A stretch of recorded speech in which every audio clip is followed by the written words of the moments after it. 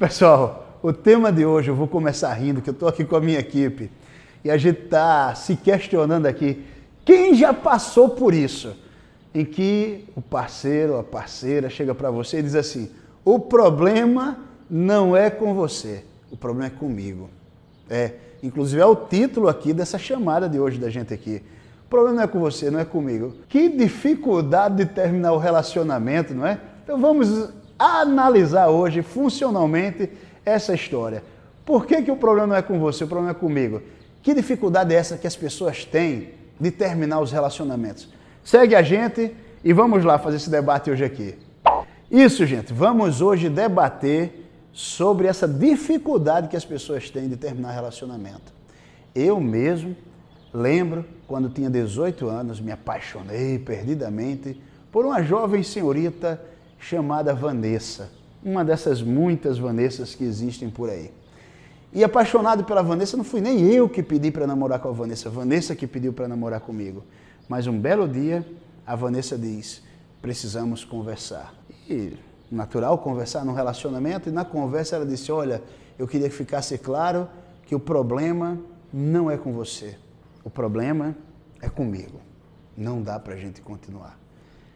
Como assim o problema é com ela? Não, mas qualquer problema que você tenha, isso aí não é problema não, a gente continua mesmo. Você diz, não, eu estou precisando de um momento para mim, estou precisando organizar as coisas, estou precisando ficar um tempo só, eu não acho que seja oportuno, eu não vou ser boa para você nesse momento.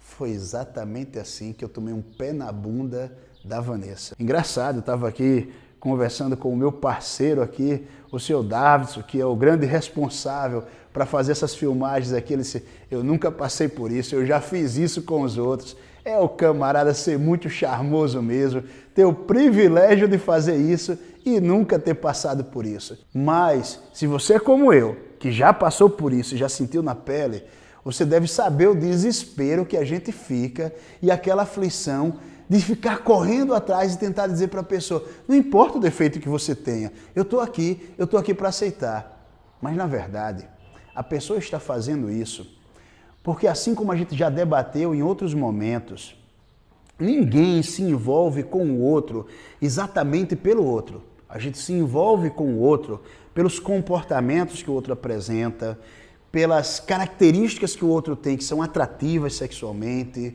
pelo poder aquisitivo que o outro tem, pela capacidade intelectual que o outro tem.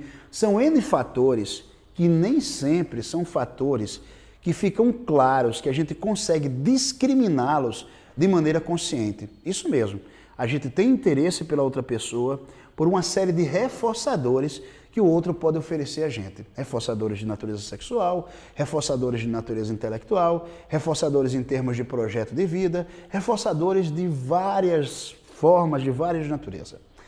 E aí, quando o outro não vê você de uma maneira reforçadora, mas mesmo assim você tenta ser agradável para essa pessoa, ou o outro visualiza alguma outra oportunidade maior, que seja mais reforçadora, que ofereça mais ganhos para ele, essa pessoa provavelmente vai sentir dificuldade de chegar na lata, na cara dura para você e dizer que precisa terminar o relacionamento porque você de fato não é interessante para ela. Para ela ou para ele, no caso, né? E aí ela vai arranjar uma fórmula, um arranjo comportamental em que faz de tal maneira que tente colocar que você não é o culpado pelo processo. E é muito importante a gente entender que quando a pessoa diz assim, o problema não é com você, é comigo, pode ficar certo, meu amigo, que o problema é com você mesmo. Isso. O problema, infelizmente, é com você mesmo. Ou seria melhor dizer, o problema é com o seu comportamento, o problema é com o que você tem para ofertar, o problema ofertar, não estou falando simplesmente de uma maneira financeira, material, mas o que você tem para ofertar enquanto intelecto, enquanto projeto de vida, enquanto parâmetro de comportamento, enquanto projeto que você consegue construir, isso tudo é avaliado de maneira automática pelo outro. Às vezes o outro pode estar terminando porque não sente mais atração, não sente mais tara, não sente mais tesão. E isso é resultado de um cálculo automático que o sistema nervoso central dessa pessoa faz, baseado, evidentemente, no que essa pessoa já tem de recursos. Ou seja, se uma pessoa que teve acesso a grande grau de escolarização, que a família tem uma estrutura financeira boa, que ela tem a oportunidade de viajar, de conhecer várias pessoas, se é uma pessoa que é relativamente bonita, atraente também, essa pessoa tem uma autopercepção sobre si mesmo também elevada. E ela então vai procurar alguém que ela visualize no mesmo grau de elevação. Ela não vai se sentir, se render à atração de coisas que parecem fúteis ou fáceis para ela. Ela vai se render simplesmente a pessoas que ela visualiza muito maiores. Aquela velha história que a gente diz assim, quem ama o feio, bonito lhe parece. Na verdade, se eu tenho poucos recursos, se eu já tenho uma idade mais avançada, ou se eu me vejo feio, ou se eu não me vejo muito capaz, qualquer coisa que apareça para mim parece brilhar muito nos meus olhos. Ou seja, aquilo já vai me parecer reforçador. Mas muitas vezes as pessoas são vítimas de engano ou de auto-engano. Muito importante lembrar disso. Auto-engano. O que é o auto-engano? Você constrói no outro reforçadores que o outro não possui. Você alimenta, de certa maneira, você se precipita em ver no outro aquilo que o outro não tem. Isso é complexo de explicar na análise do comportamento, porque a gente vai fazer isso na análise do comportamento, porque a gente tem uma estrutura que responde a estímulos discriminativos. Estímulos discriminativos, de uma linguagem mais fácil para você entender, como se fossem gatilhos. Gatilhos que acionam circuitos de comportamento que nós já temos. Então, uma pessoa apresenta um ensaio comportamental que funciona como um gatilho para uma ideia que você já tem montada. Eu estou falando dessa maneira, mas para você entender que você já tem montado um contexto sobre o outro. Vamos usar um exemplo prático para ficar mais fácil.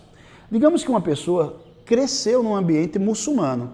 E nesse ambiente muçulmano, ele está habituado a ter várias esposas. E você, mulher que está me assistindo, não tem conhecimento disso. E aí começa a namorar com esse rapaz. E esse rapaz diz que ama muito você, que gosta muito de você e que quer casar com você. Então, ele aciona gatilhos que são comuns da sua cultura e da sua característica comportamental. Quais são esses gatilhos? Você acredita que esse rapaz lhe ama, que se esse rapaz quer casar com você, você é a única mulher da vida dele e ele vai ser fiel a você. Só que aí, quando você faz o arranjo para casar, você descobre que esse rapaz também tem pretensões ou já está prometido para casar também com uma outra mulher. Você diz, mas como é que pode? Você disse que me amava. Como é que eu vou casar? Ele disse, mas o que uma coisa atrapalha a outra? Porque na cultura dele, uma coisa não representa a outra, mas você construiu aí um auto-engano. Não seria bem um auto-engano, mas a partir do que foi apresentado, você não fez uma investigação mais minuciosa e você fez aquilo que a gente chama de deduções, ou seja, o comportamento dele acionou padrões de resposta em você que eram seus a partir da cultura e da formação que você recebeu. Em outras palavras, você tem um repertório de comportamento montado e o outro, acidentalmente, às vezes propositalmente, quando é proposital a gente diz que o outro está enganando de propósito, quando é acidentalmente a gente diz que é um auto-engano, que foi uma coisa acidental, que deu a entender, mas não foi muito bem o propósito que a pessoa tinha. E de alguma maneira aquilo aciona ideias, porque ideias também são estruturas de comportamento, na verdade são circuitos que são acionados e que você chegou a uma conclusão que não é a conclusão da realidade do processo. É muito importante entender isso. Então, nesse caso, é muito comum que a pessoa diga, poxa vida, como não corresponde àquilo que eu vejo que é reforçador para mim, eu já não vejo essa pessoa mais como reforçadora. Eu já não sinto mais tanto interesse em permanecer ou dar continuidade a uma relação com essa pessoa. E aí uma possibilidade da pessoa querer descartar o outro. Eu estou dando um exemplo de milhares de outros arranjos que possam acontecer. E nesses milhares de outros arranjos que possam acontecer, quando acontece uma situação dessa que você vê o outro de alguma maneira interessante e depois deixa de ver como interessante, muitas vezes a pessoa se utiliza desse subterfúgio de dizer o problema não é com você, o problema é comigo. Quando uma pessoa estiver dizendo isso, basta na verdade a pessoa dizer, olha, eu preciso conversar com você. Na maior parte dos casos a gente já sabe que a conversa que vai vir aí não é boa. E quando a pessoa diz assim, o problema não é com você, é comigo, o problema é com você sim, camarada. Sabe por quê? Porque alguma coisa que você ou deixou de ter, não tem, ou não apresenta, ou modificou, que já não é mais reforçador para essa pessoa. Numa linguagem popular, você não atende às expectativas dessa pessoa. É bem verdade que a pessoa que está falando isso, ela pode não ter consciência disso nesse nível que nós estamos debatendo. É bem verdade que a pessoa pode dizer isso acreditando que o problema de fato não é com o outro. Mas saiba, o problema é com você mesmo. E sabe um conselho muito positivo que eu aprendi com um grande amigo aqui? Que terminar o relacionamento é um ato de amor.